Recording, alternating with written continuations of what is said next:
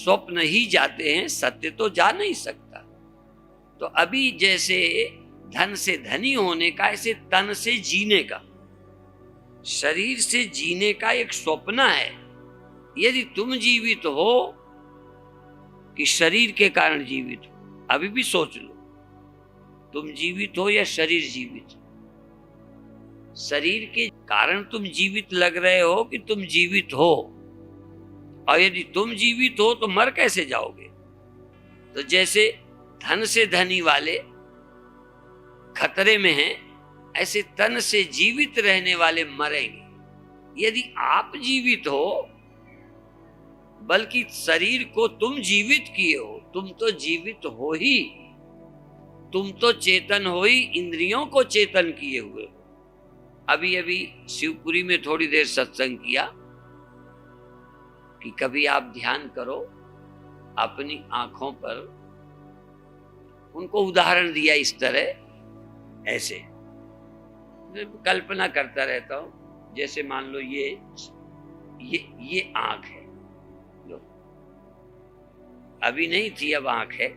अब इससे मान लो दिखने लगे, आंख बनते ही दिखने लगा, और मान लो आंख चली गई,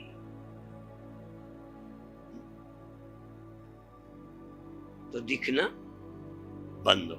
जरा गंभीरता से देखेंगे, सिर्फ आंख गई, चेतन नहीं गया। जैसे यहां गांठ गई, कपड़ा नहीं गया, फिर भी गांठ नाम कान मान लो, गांठ को आप आंख मान लो। बस ये गई कि इसका जो धर्म था वो चला गया।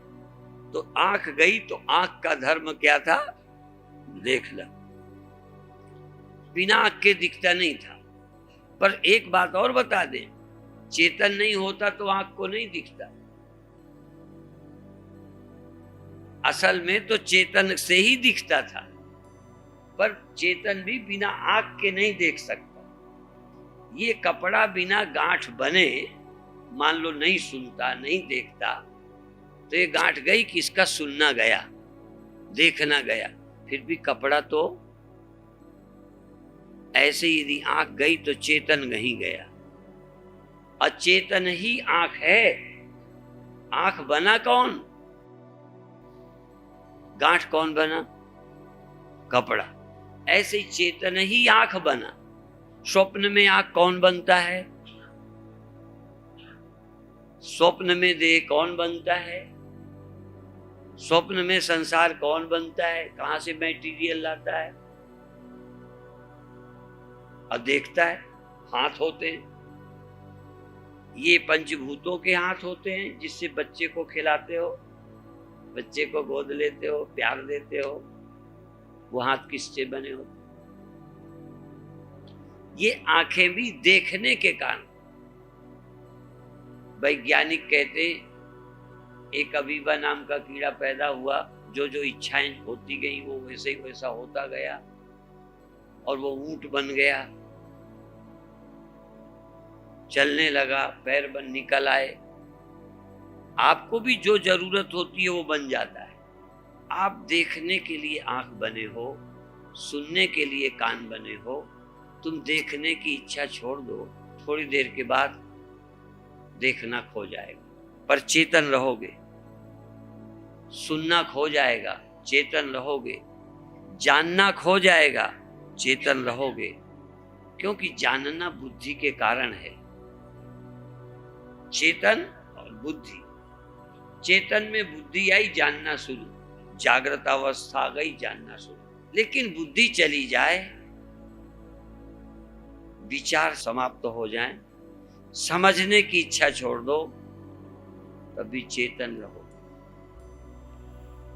यद्यपि वहां एक और अवस्था है, सुषुप्ति, पर अभी मैं ध्यान की बात करता हूं कि आप ध्यान में चेतन भर तुम रहो।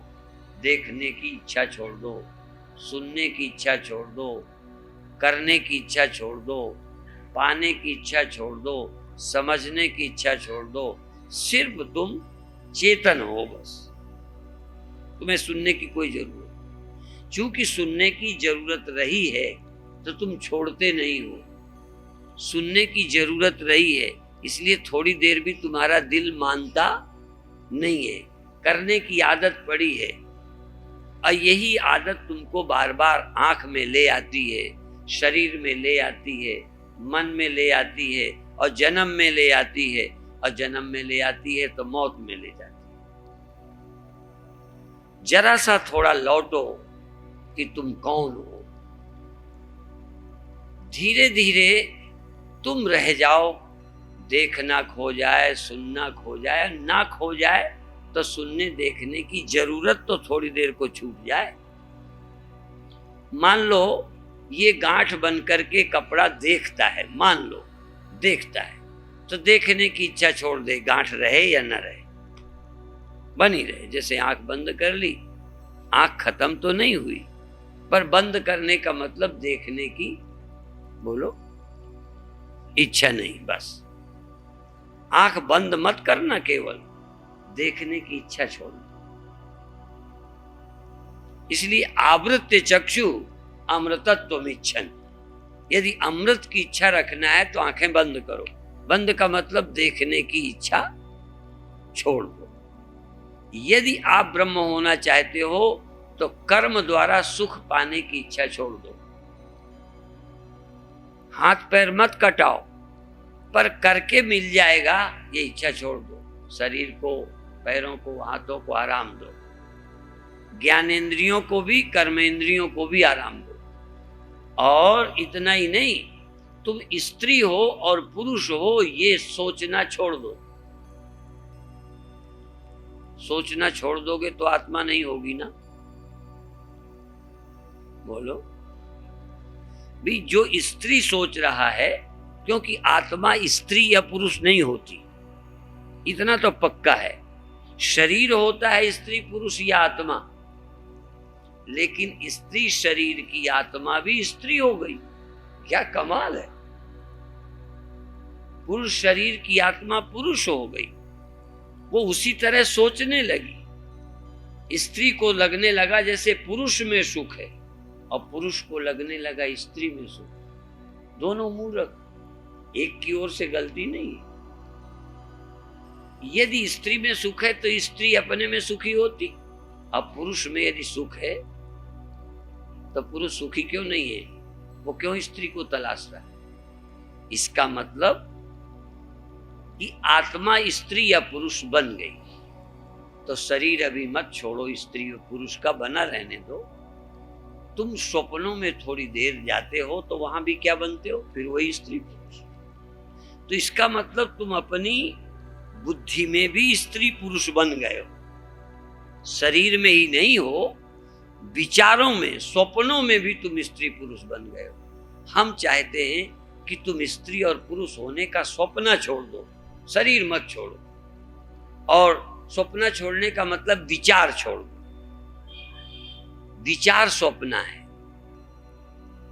तो तुम धनी होने का विचार छोड़ दो, धनी हो जाऊंगा का विचार छोड़ दो। धन पड़ा रहने दो, तन पड़ा रहने दो, पद बने रहने दो। तुम अपने अंदर जो बनते हो पदों से, जो पदों से बनता है वही पदों के न रहने में बिगड़ता है। तुम क्यों बिगड़ते हो? क्योंकि तुम बनते हो। जो बनेगा वो बिगड़ेगा, जो जन्मेगा वो मरेगा, जो कुछ होगा पाएगा वो खोएगा। तुम अपने में कुछ प्लस मत करो। प्योर आत्मा, प्योर कॉन्शियसनेस, केवल चेतन, केवल चेतन, उसमें कोई मिलावट नहीं। तो यदि आत्मा में तुम कुछ मिलाओगे नहीं, तो आत्मा में कुछ मिला सकते नहीं, पर बुद्धि मिला देती है। आत्मा नहीं मिलाती, आत्मा में तुम मिला भी नहीं सकते। आत्मा में कुछ बढ़ जाने का, घट जाने का, स्त्री होने का, पुरुष होने का भ्रम किसने पैदा किया? बुद्धि ने। और ये भ्रम किधर से आया? बुद्धि आई बाद में, पहले मन और इंद्रियां थी। जानवर में भी इंद्रियां थी। बुद्धि आ जाए जानवर के तो क्या सोचेगा? जानवर में यदि अकल डाल दी जाए तो जो इंद्रियों की तरफ से संदेश आते थे उन्हीं को बुद्धि पकड़ेगी, वो कोई आत्मा की तरफ के अनुभव नहीं पकड़ेगी।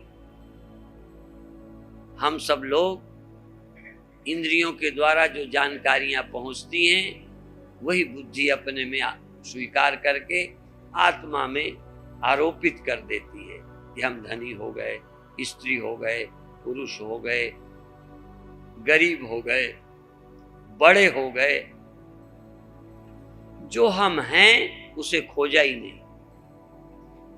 एक बार कोई आत्मा को खोज ले कि मैं कौन हूं,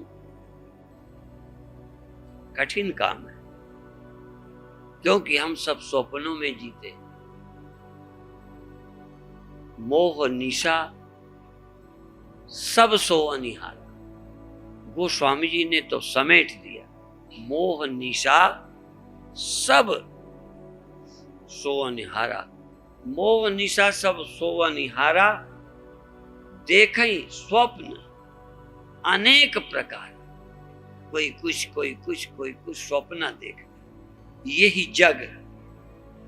जग जामिनी जागही योगी।